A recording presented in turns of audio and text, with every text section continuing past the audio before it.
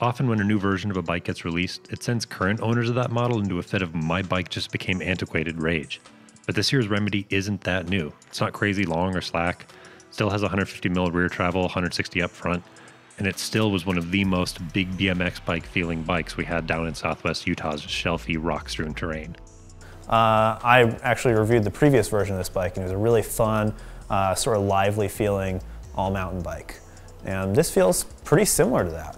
Yeah, I mean, that's because it really is pretty similar. They only changed a few things. Like, they got rid of full floater, which does a few things to the kinemax of the suspension. And they like added some C-post insertion, but the reach stays the same.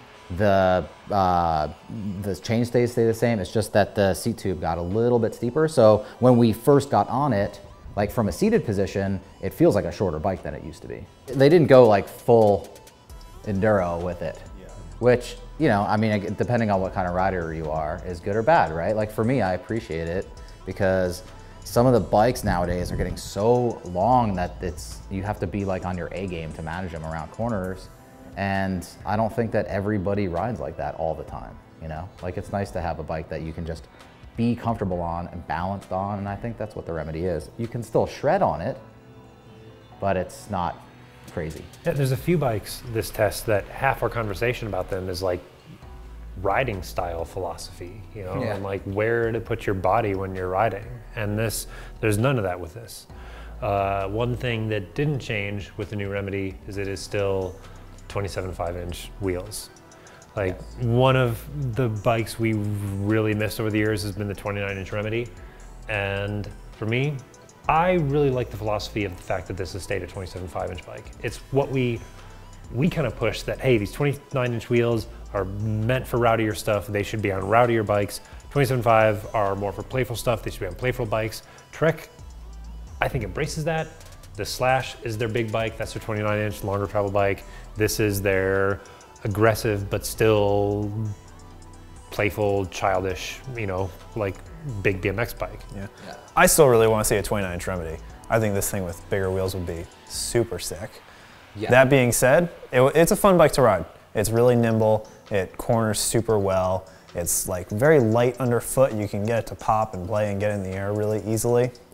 I had a little bit of an issue with the sizing. I think I would probably go for an XL personally, just because I felt a little like on top of the bike on this size, which was the 19.5, compared to like the Stump Jumper that we rode or even the Bronson, where I felt a little more in the bike, which I think was because the bottom bracket's lower on those models.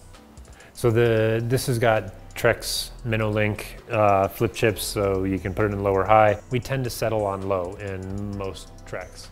And compared to some of the really low bikes on this one, the low setting was almost conservative. Yeah. Like I had a acceptable amount of pedal strike, you know, like, not like crazy like the Stumpy. Yeah. Yeah, like you didn't have to adapt your riding around it at all, which was nice. It supports this bike's climbing abilities, which are considerable. I felt like I could get up things really well on this. It's got that nice supportive, like reactive platform at the top of the stroke that allows you to get away with quite a bit when you're out of the seat and moving around and trying to get power out of your legs. Yeah, but then it kind of like that shock automatically sort of reacts to the terrain when you start going downhill. So you don't need to reach down and flip it back and forth. It's kind of meant to be run in its pedal platform all the time. Of course, like if you flip to open, you do get extra levels of sensitivity off the top when you're descending, but it almost seems unnecessary. Like I never felt like I needed to go into like full descend mode because of the technology inside that shock. So you guys both use the word react, and it was with a capital R and then a little r with a circle around it, like next to it. That's Trek's reactive valve. Yeah. And then the through shaft technology that this one has, which basically gives you the ability to run it in that pedaling platform with zero, I think, compromise in small bump sensitivity, but still something you can push against. So that's why this bike that in the low setting has not the steepest seat angle in the test, but it still rides plenty high in its travel and still will get the hell out of the way when you hit something hard, like, or soft. Like it's sensitive to stuff on the climbs, but not in a way that has any negative effect on your power or ride position or efficiency. Yeah, and then when you're starting to descend and you're sort of popping and playing off things, it's got a really nice mid-stroke too that supports all that input from the rider. If you're the kind of rider who's fast, the way that you're fast is by hitting, getting in the air and skipping parts of the trail. This is a really good bike for that. If you're the kind of rider who just wants to straight line through shit, it's not that bike. Yeah, but I do think the rear suspension's up for that kind of riding. It is. I just think it's a geo thing, really. Yeah, absolutely. If Trek had given this bike the trendy, extra long, extra slack, reduced fork offset treatment, it'd cease being what it's meant to be. It wouldn't love being tossed around the way it does, and it wouldn't be as easy to have the type of fun that's fun to have on the Remedy. Something I found on the gnarlier sections of the trail we were riding today is when I was straight lining stuff, I found that I was able to do that almost motorcycle thing of pop, pop, pop, pop, pop, across stuff. Yeah. And it's just that supported suspension and the predictable geometry. It was something that I felt like I was in control the whole time, despite it being the kind of that playful oriented sort of a setup. Also, those 2.6-inch tires helped a lot. Yeah. Those were really interesting. I mean, for me, when I got the pressure dialed perfectly, they felt amazing. But I actually find it a little bit more difficult to set the pressure just perfect on those because they're a little bit more sensitive to it. And if you have it set a little bit too low, it'll squirm. But when it's dialed, it's really good. Maybe I got lucky, or maybe I'm just not as picky as you. I put them at 22 and 19 and I was good to go. Perfectly happy with the cushion and the traction.